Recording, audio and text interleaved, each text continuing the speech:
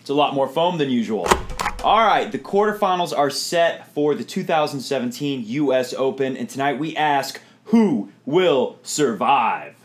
Now you might be saying, Matt, how come you only have the pictures of the 4 quarterfinalists from the top half of the draw? Because the bottom half of the draw is much less interesting to most tennis fans. And it's just that simple. I'm going to put the more interesting matchups on the thumbnail for my video. I was thinking to myself earlier, it's almost as if these are 2 different tournaments. You know how you'll have the tournament that you really care about on and you're tracking it, and then you look and there's like, oh, there's ATP 250 over in, some other country somewhere. Who's over there? Oh, Diego Schwartzman's doing very well. That's fascinating. It's like 2 different tournaments. One that we don't care about so much, and then one that we're really involved in. And that's the top half of the draw. That's the tournament that we care about because we know the winner's coming from the top half of the draw, unless Sam Querrey wins the US Open, which would be pretty amazing. So first, let's say congratulations to Juan Martín del Potro. He had an incredible match tonight. He came back down 2 sets to love against Dominic Thiem, who a lot of people thought would do really well here since it was a slow court. I even heard some people say he was a threat to Roger. I'm going to break down these 4 quarterfinals and talk about who I think is going to win and why, and we'll get into that really quick. But first, a little bit of good news. Good news. The good news is especially good because it's pretty much the same thing I noticed at Wimbledon around this same time, around the quarterfinal stages. It was the stat that gave me a lot of hope for Roger to win Wimbledon, and it's giving me hope again that Roger is going to win the US Open. Now, we get this scary potential Rafa matchup, and I know all Fed heads out there, even if you don't want to admit it, are a little scared because Rafa's playing pretty good and the courts are fairly slow, but we'll get into that later. Roger is 3rd in wins on first serve. So that's the same exact spot he was at around this time at Wimbledon. And just like at Wimbledon, guess who is ahead of Roger? Not Rafa.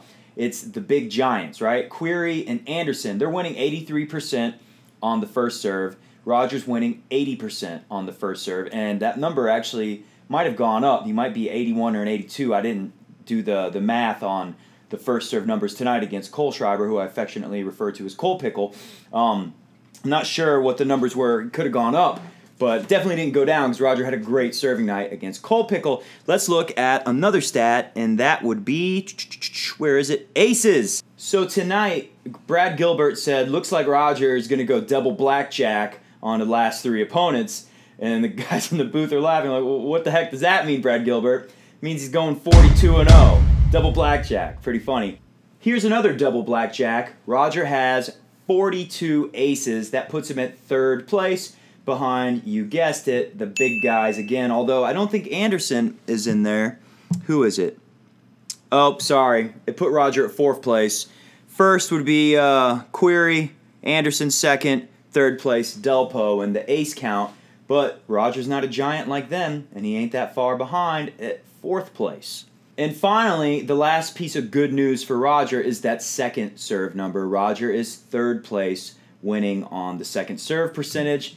This is great. This is just like at Wimbledon. Roger, although I take it back, at Wimbledon, Roger was number 1 on second serve. He was really killing it on the second serve. We've noticed he's serving a little slower on the second serve here. And you know what? That kick serve motion is a little rougher on the back, so that totally makes sense to me. Roger's just going to get it to bounce high and not really swing as hard as he can on the kick serve because it's going to be a little easier on the back. Okay, so I'm going to start from the bottom, and we're going to the other tournament across the world, the ATP 250, and where the semifinals are Pablo Carreno Busta versus Diego Schwartzman, and Sam Querrey versus Kevin Anderson, right? Doesn't it seem like some other tournament that's smaller and going on at the same time as this big tournament?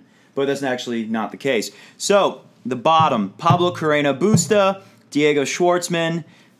They're basically doing the same thing. Those guys are just playing the veteran ball. They're keeping the ball in play. They're playing great defense. And when they get a little opening, they attack with the little bit of offensive weapons that those two guys possess. It worked well for Pablo Carreno Busta in the Shapovalov match. Hard to pick that. I would not be surprised to see that match go 5 sets. That's going to be a dogfight. I will say... Oh, God, it's a hard one. First time they've ever played. I'm going to go with Diego Schwartzman just because after seeing Delpo fight like that tonight. I think Diego's going to be inspired by his countrymen, and he's going to win in 5. Either way, it doesn't matter because those guys are going to wear each other down, and then they're going to play the winner of Sam Querrey and Kevin Anderson. And let me go back to my stats page because here's why I'm going to pick Sam Querrey to win that match. Not just because he has the home crowd advantage. So here's why I think Sam Querrey is going to win, and it's all about those serving statistics I talked about earlier.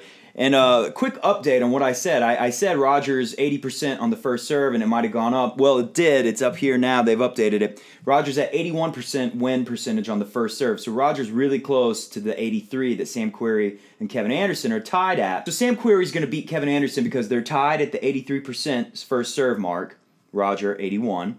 And then the second serve mark, Sam Querrey's tied for third with Roger, and Kevin Anderson's not even in the top 20. So Sam Querrey is winning more on the second serve than Kevin Anderson, and I think that's really what it'll come down to. He's going to be just a little bit better at holding serve. He's going to have the home crowd. It's going to be another dogfight match potentially, and I think they get the tired out guys. You know, it could be an easy match. We'll just see. You know, we thought Isner and Misha Sarev was going to be a tough match, and we thought Querrey and Sarev was going to be a tough match. So I wouldn't be surprised to see one guy's just holding serve a lot easier than the other guy, but we could easily see like a couple 5-setters in the bottom half of the draw. I think Querrey wins. I think Diego Schwartzman wins. I think Querrey's able to beat Diego Schwartzman. I really think Sam Querrey's got his shot at getting to a final, but don't discredit Kevin Anderson because he's really good. He's been around a long time like Sam Querrey. Both of these guys know this is their chance, so they're both going to fight their very hardest. Wouldn't be surprised if Kevin Anderson came through, but it's definitely going to be Anderson or Querrey. I just don't see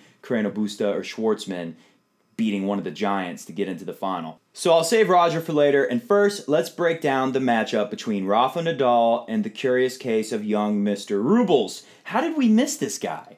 How did the media miss it for us? I mean, if you think about it, he's 19. It's not much different story than Denis Shapovalov, except this guy is one step better. He's in the quarters. Now, I know Shapovalov beat Nadal in Canada, and that put him on the map big time, and he's got a very pretty game. It's exciting. But this young Mr. Rubles guy, he's good. And I only watched his match with Grigor Dimitrov, which was very impressive. And here's what I can tell you about his game, because I haven't watched him a lot. But here is the thing about the young Mr. Rubles. He hits like 40-something winners a match. He hits the ball hard. He hits the ball deep. And he's a young guy with a lot of energy. And he's the kind of guy that can give Rafa trouble on a fast court. But this is a medium court.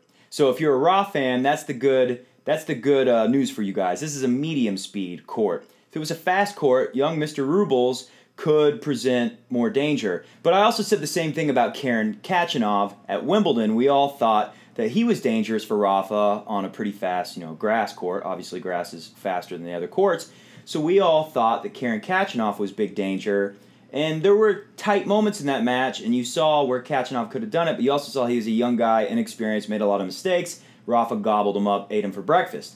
That could happen again, but for Fed heads, if you really are scared of Rafa and you don't want Roger to have to meet Rafa in the semifinals, there's a chance that young Mr. Rubles could pull this off, and also for his generation, he's the first one to make it to a quarterfinal at the majors. This kid did it the hard way. This is a big story. Everyone needs to give him credit. If he beats Rafa, that should be, he should get more credit. That's bigger than what Shapovalov did because this is the US Open, baby.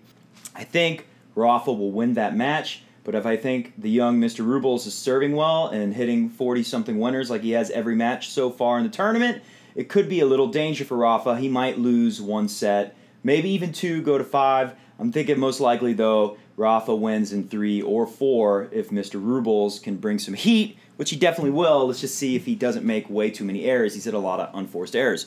And finally, the good stuff, Roger Federer won Martin Del Potro. I love Delpo, and I loved watching that match. Everybody loves Delpo. He's the gentle giant. I also love how the match went because this is the best thing for Roger. Roger's got a real chance to do 3 straight set wins in a row going into the semis against Rafa. Now, Rafa was really impressive in his last match. As Patrick McEnroe put it, it was beat down city. I think Rafa only had to run about 4,000 feet on the court. Not a lot of wear and tear on the Rafa body. So let's hope young Mr. Rubles does some more work there. Delpo, on the other hand, had to run like 12,000 feet, and he's a big guy. So if Dominic Thiem had won this match, we'd say he's a young guy, he's going to recover very quickly, he's going to be ready to go with Roger, and he just had a big win where he fought off Delpo, who took him to 5 sets. But Dominic Thiem lost, and Juan Martín del Potro won. And yes, I know in 2009 Roger lost to him, so we're all a little sensing danger from Delpo. And Delpo's great, but this reminds me of the last time I saw Delpo pull off a big win. And that was at the Olympics last year against Djokovic. And then, of course, he went on to play Murray, and that was a pretty epic final they had, but he totally ran out of gas and just couldn't hang. And I want to say he lost to Murray in straight sets. He might have won 1 set, but I'm pretty sure he lost in straight sets and just couldn't bring the game anymore. And that's exactly how the match should go, I would imagine, against Roger Federer. Del Potro is going to be tired, plus he's got the virus thing. Who knows how he's going to recover with just 1 day of rest after that big 5-setter. And Delpo is a big guy. We all know that big guys take longer to recover, and it just hurts them more to have to run around and play a 3.5-hour long 5-set match on a hard court. So Roger got a really nice draw. It's almost like you could say it's a baby draw. So since I already predicted the semis in the bottom half of the draw, I'll predict one here too. Roger definitely gets through Delpo. I'm thinking it's in straight sets unless Delpo just plays super inspired tennis and all of a sudden it has flashbacks of 2009 on the court with Roger. And, you know, that match was kind of like the 2009 final. You know, Roger was winning fairly easy. It looked like he was going to roll over Delpo, and then all of a sudden Delpo plays amazing and wins it. And we saw that same thing. Delpo is getting beat easily down 2 sets. Dominic Thiem looks like he's just rolling over him. I was really thinking, like, well, this match is going to be over in 20 minutes or less. And then what do you know? He goes 5 sets. So Roger definitely wins that match. Rafa definitely wins. We're definitely going to get our semifinal. And I still like Roger to beat Rafa. Here's the scary stat. Rafa is #1 in second serve department. And they always say you're only as good as your second serve. I don't know who said that, but it's a famous tennis quote. It's very true. I'll tell you from my playing experience, when my second serve is really bad and I'm missing enough first serves to really have to feel the danger of getting beat up on the second serve, it's the worst feeling in the world. And when you're winning over 60%, I think it's 64% Rafa's winning on the second serve, that's big time. That's going to give you a lot of confidence. But you know what? Roger is building up a lot of confidence after these 2 straight sets wins. I think he's going to get another straight sets win over a very tired Juan Martín del Potro. And I think he's going to be able to beat Rafa. I'm not even going to tell you how many sets because I don't know. It could be another epic 5-setter. Anything could happen in that match. I know Rafa looks good, but I think Roger is serving well. I think he's moving well. I think he's hitting through the backhand again. I know the court is playing fairly slow, but they've been telling us, the experts on TV are saying the courts are going to speed up the more people play on it. And if that holds true at all, I think Roger's got a good shot to get into that final against somebody who's never been in a slam final ever before. Great opportunity, big old baby draw.